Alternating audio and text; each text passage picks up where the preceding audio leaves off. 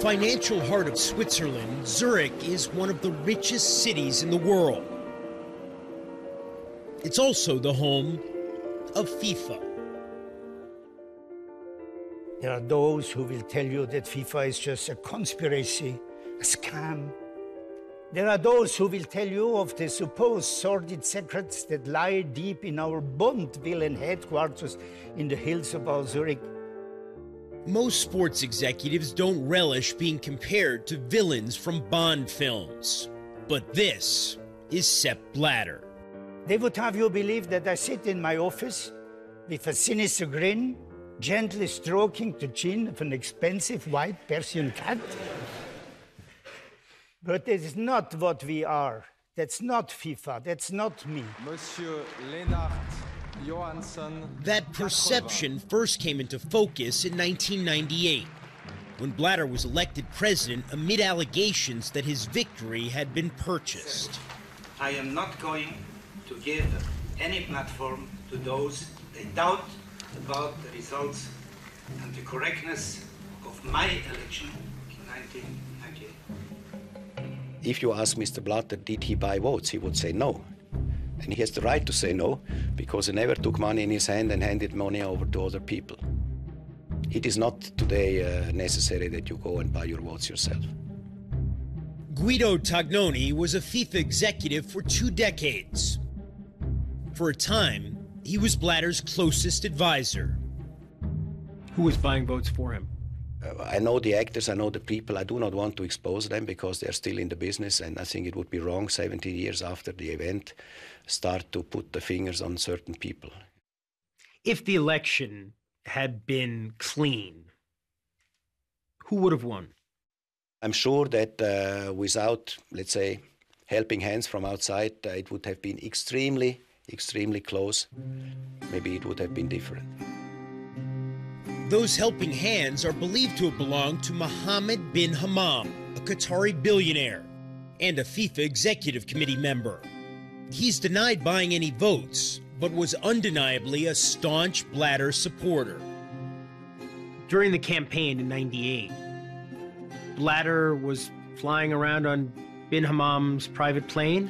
It was not bin Hammam's private plane. It was the Emir's? It was maybe even not the Emir's private plane, but bin Hammam arranged all facilities for Sepp Blatter. I do not know who was the owner, but when Sepp Blatter needed a plane and bin Hammam was around, then he organized the plane. The plane allowed Blatter to campaign all over, especially in the developing world.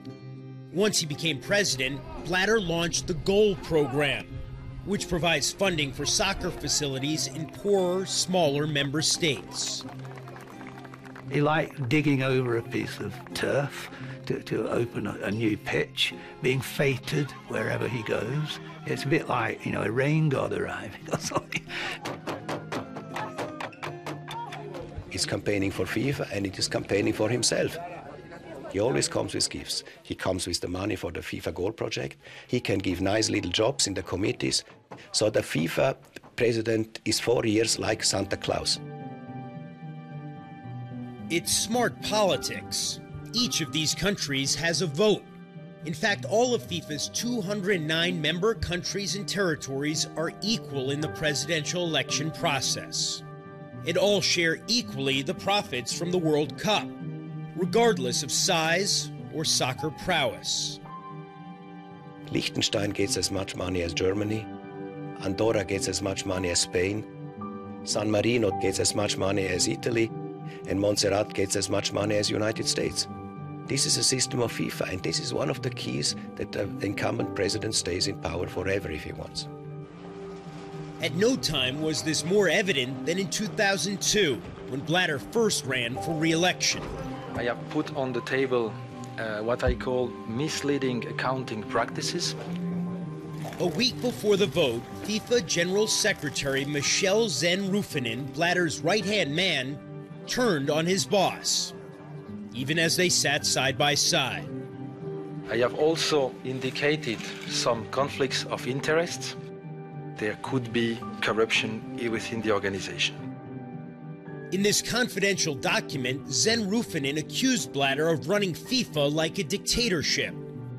On essaye par comment dirais-je, une action concertée avec l'aide de certains médias, des tabloïds britanniques, de démolir l'image du président.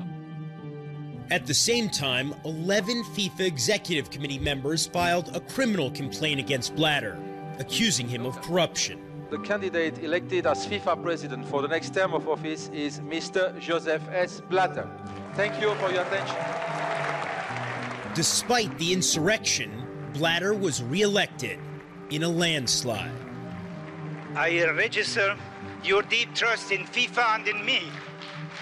Of course I am disappointed because I thought that the world of football and the associations would understand better the situation. I think they did, but actually they did not want to understand or to really see what happens within the organization because they are happy with what is provided to them. Concerning the General Secretary, he is in trouble, he said to one of your colleagues. And he is in trouble. Weeks later, Zen Rufanen was ousted. The criminal complaint against Blatter was withdrawn. How does Blatter continue to survive with all of the controversies? What happens in FIFA, the corruption, the nepotism, the waste of money and all this, not many countries care about. These little islands which are not bigger than a football field, do you believe that they care what is happening in FIFA, if there is a scandal or not? As long as they get their money, they are happy. FIFA handed out more than $261 million in World Cup bonuses to its member states after the most recent tournament in Brazil. Not bad for an officially registered non-profit organization. It is not correct for a billion-dollar company of the entertainment business to have the same status as a yodeling association. Roland Buchel used to work in marketing at FIFA.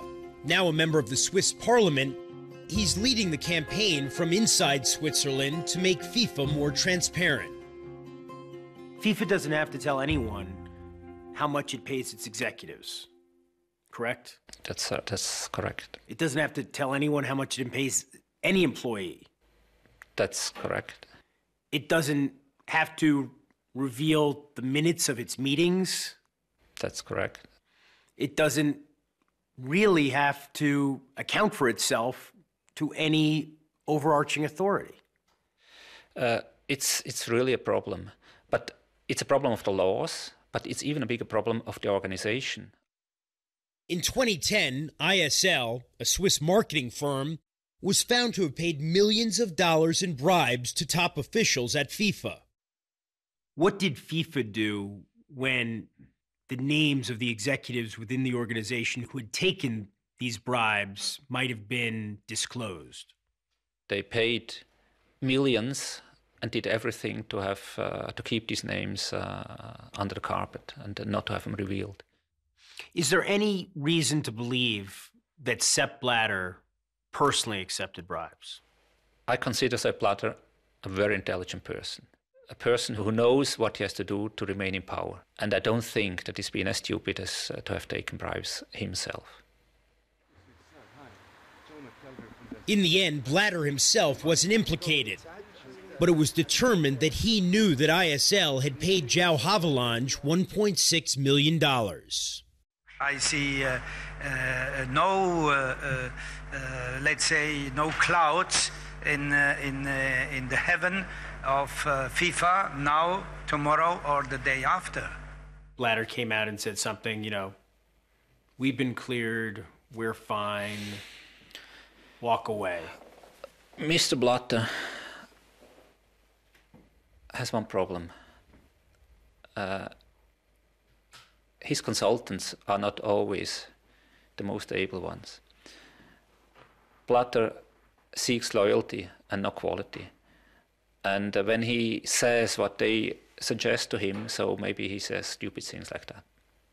And we shall wonder if one day our game is played on the other planets. Why not? And then we don't have only a World Cup, we will have interplanetary competitions. When he's around world leaders, does he consider himself on a par with them, on the same level? I think yes. I think yes. And you know why? Because they all treat him like this. Maybe when he's out of the room, they laugh about him, but when he's there, they treat him like this. A few years ago, he wanted to get the Nobel Prize for Peace. And I mean, you won't get the Nobel Prize for Peace with all the allegations of corruption and the real corruption in an association. It was his target. I mean, it sounds kind of funny, Sepp Blatter and the Nobel Peace Prize. It doesn't only sound funny, it would be funny, but it was definitely the aim of Mr. Blatter at a certain period of time. We wanted to ask Blatter about all of these things, but E60's repeated requests for an interview were denied. However, while gathering scenic shots of the Bahnhofstrasse, the most fashionable street in Zurich, a city of some 2 million people, there he was. Filmed in slow motion, this glimpse of Blatter and his girlfriend seems to go on forever.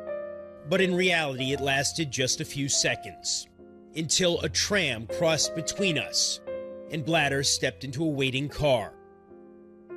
And just like that, he was gone.